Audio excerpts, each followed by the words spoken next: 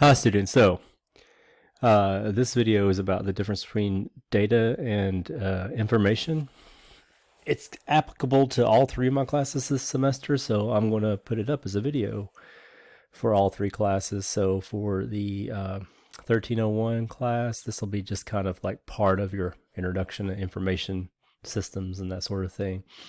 For my database class, 1303, it's going to be even more important because it's a whole class about data and information and the difference between the two. So this is kind of the foundation of your understanding that you build on for the rest of the course.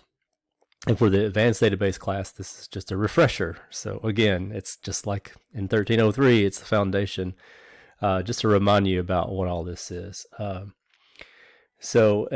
just as an aside, make sure you read all the announcements. I'm getting a lot of questions from people that have been covered in announcements, so I'd like to really impress on you how important it is to read the entire announcement. I try not to overload you with them, so if it's up there, you need to know it. So things like asynchronous online and what that means, that's up there, and where to look for like what you do. For all of my classes, I will have a checklist each week. If it's not in that checklist, then you probably don't need to, I'm not going to say you shouldn't worry about it. You should look at everything on Brightspace to just kind of get familiar with it. But the important things that you need to accomplish, like your assignments and everything, will be in the checklist. And I'm going to put the due dates there. Anyway, let's get back to data versus information. I think I mentioned this before.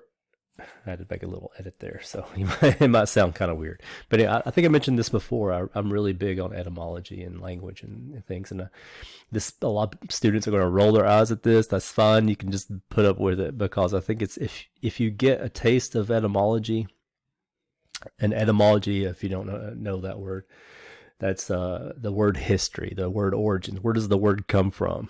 Especially in English with like, what is it, 65, 70? I can't remember the number, but like most of our vocabulary that we use is from French, like in our dictionaries. Most of our everyday vocabulary is still Germanic. It stretches back to Old English, but we also have a lot of Latin and Greek derived terms, especially in more academic settings. So if you have some kind of understanding at a root level where these words come from, they can really help you out. I'll just give you one example besides the one I'm about to give you, which would be like, for instance, arrays. One of the characteristics of arrays when you learn about them in programming are that all the elements of the array are contiguous in memory. What does that mean? Contiguous comes from the words, the root words. The tig part means touching, and con or com always means together with, like together in the sense of with, as opposed to with in the sense of using something. So together touching, like the 48 contiguous states. If you understand like words at that level, it really solidifies in your brain just exactly what you mean. So array elements are contiguous in memory, which makes operations on arrays very fast, because it's a very simple thing to find out where the next element is by just doing a simple offset in memory, as opposed to like looking up if it's way over somewhere else in memory. All right, I'll put that aside. That's just one example why I think this is useful for you to do. And as far as being tested on it, I'm not going to test you on Latin grammar. I might test you on something like this, though. What does data mean at its very root? Just knowing it has something to do with this word right here, give. That would be like SAS. So I might have something like that on a test. I won't ask you, though, what are the four principal parts of to give in Latin, do, dare, dedi, datum. Like, I'm not going to ask you that, but anyway. So, and I also want to talk about this because the word itself, like you'll hear, I want you guys to be armed with how words are used in everyday life. I want you to have an advantage, because a lot of people that use these words don't even know these things. So one thing you'll notice, especially with older texts, like I'm saying older, a few decades ago, is that data is often used in the plural, because it is a plural word originally. So if you were reading this while I was talking, you might see this already. But data comes from a Latin, the perfect participle, the like ed thing that we have in English, or en in this case, given, like a given. Take it as a given. Given, to give is a verb, right? But a given, You can see the word a before it, a given. That is a noun, or in a way, it's kind of like an adjective here too with data. Datus, data, datum. This is masculine, feminine, and neuter. So the data that you see in everyday speech in English is the plural of this word. So the plural of a word, a neuter word in Latin that ends in um, is a. So data, data, or in Latin, a Roman would say datum and data. So data are. The data are conclusive. You might have seen this phrase before. That's why you see it. Now, I'm not going to say you need to do that in class. If you say the data is conclusive, I'm perfectly fine with that. That's just everyday usage, especially more and more as time goes on. It's being more and more accepted to say data is in sort of a singular sense. Some people try to get around it either consciously or subconsciously by saying a set of data. The set of data is conclusive or something like that. More of a what you would call a partitive sense, like a pound of sugar, that sort of thing. But I know some people are really like exasperated at this point, but it does have a purpose. So data are, data is fine. But what I want to focus in on is like getting an understanding of what data means and how it's different from information comes down to this definition: a given thing, a fact, something that's just given. I mentioned this in another video in one of my courses, not all three of them, so I can't really rely on that. But the difference between data and information is that data is just, sometimes you'll see it called raw facts, that sort of thing. Data is a fact. I don't want to use the word information because you don't want to use that to define it, but it's a piece of numerical value or maybe text value, like a person's name, for example. The fact that my name is Christopher, my first name, that is a datum. That is a thing given. It's just a fact. My first name's Christopher. My last name is Nicholson. That's just a fact. That's just a given thing. Information you can derive from that is perhaps in a database for the school, for example. The data, the piece of data, or the datum Christopher plus the datum Nicholson, defines who your professor is or your instructor is for this course. That's who's teaching it. So that's information. So data is just raw facts, or are raw facts. See, I do it. I get confused too. Data are raw facts.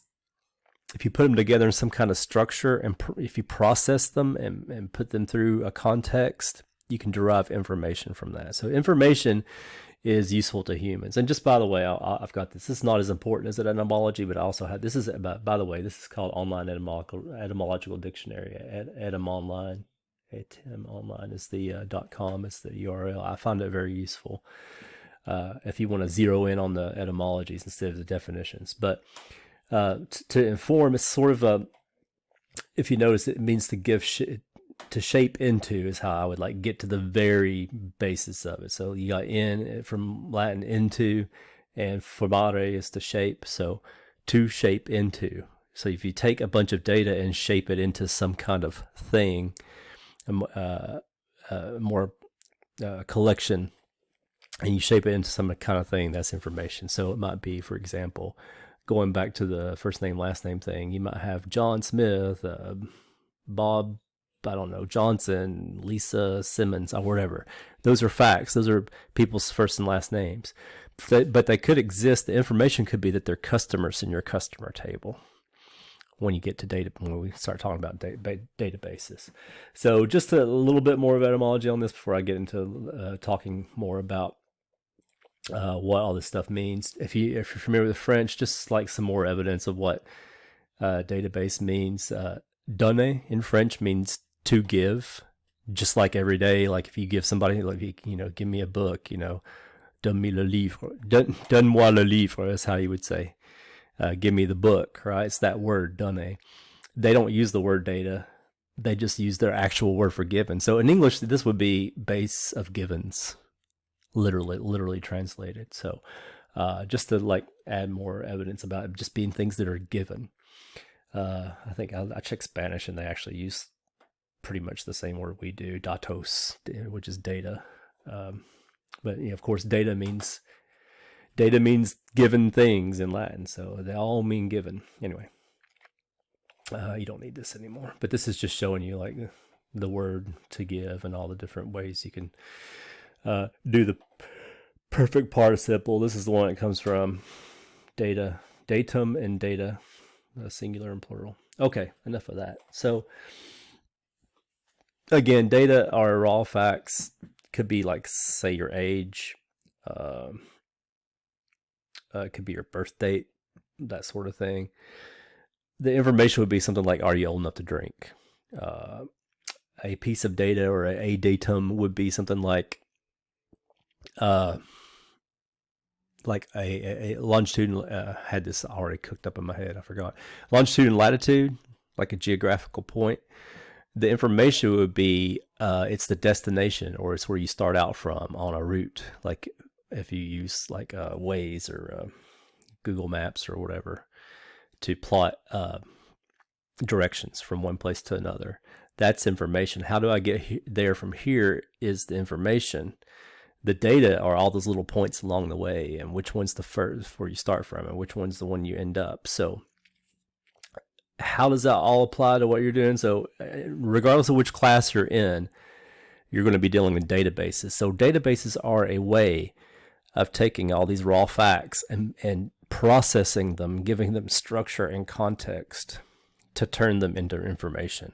Obviously, just raw data, just by itself, is not all that useful to us unless we process it and turn it into information. Now, I will say this too, in everyday life, information data, you can use those interchangeably outside of like database class or IT or whatever. Even in IT, you're going to use them interchangeably. Do you got the information on that, or do you have the data on that?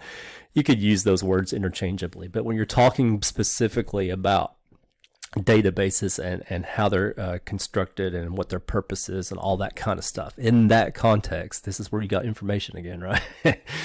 In that context, information, it has a slight difference from data. Where do you draw the line between the two? That's kind of hard to do sometimes if you really get down to the nitty gritty of it. But I think, the two extreme ends, like information on the one side of the spectrum, that's all very contextual and it's useful to a human and it paints a picture for you, or however you want to put it.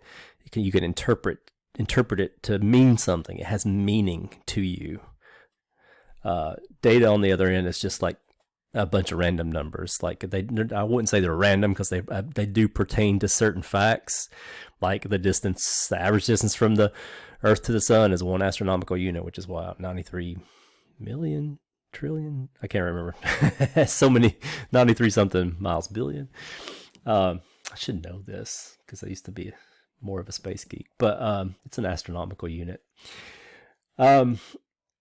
Anything else I want to say about this? So yeah, databases. Again, databases are collections with structure that give meaning to your data, so you can use them for information. So you might have a database of patients and doctors at a doctor clinic, for example. So the information there is which doctor treats which patient, what treatment did the patient get. All these little things would be stored and structured in such a way that information could be derived from it. When did this patient last have an appointment with this doctor? All those different little facts are in there. The patient's name, the appointment date, who the doctor was, maybe what the purpose of the appointment was, and lots of other things will be. These are all individual pieces of data. But if you've got it structured in the correct way, you can draw out the information from those data to give you a piece of information, like when was this patient last seen by a certain doctor, or whatever. You can think up all kinds of different questions that would be information. So over the course of your courses, if you're in the advanced class, you know this stuff already. If you're in the database class and to some extent the information, the 1301 class, the intro to programming and logic, you'll be introduced a bit to how you shape these data into structures to create the ability to draw information out of them from databases. Okay, there's a small edit there, so there are different kinds of databases, hierarchical, like file cabinets, that sort of thing. The folders on your desktop have folders in them, and then they have files in them at certain places. that kind of tree style. That's a hierarchical. There's network databases, which we won't get into now. If you're in my database class, 1303, we'll talk more about that later. And then there's relational databases. That's like the biggest kind of databases you'll interact with for a while now. Though some other ones are up and coming, but that's the main one. And there's a few other I won't go into, but just one thing I realized I didn't cover when I was talking about the word stuff, the etymology and all that, was also the pronunciation. So you notice I say data. I think it's traditional in English that if you have a vowel at the end of the word, that the vowel like further back is long. So instead of saying data, you would say data. That last A will elongate it. But regardless, it just reminded me of this scene, which is one of my favorites in Star Trek. Let me make sure the mic's close enough for you to hear it. But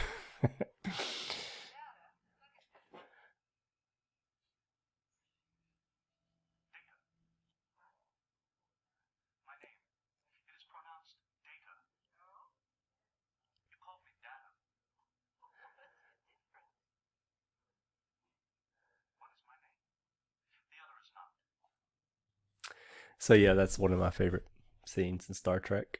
It was kind of quiet. I hope you could hear it. But if you have any questions about this material, just send me an email. Let me know as usual. Thanks.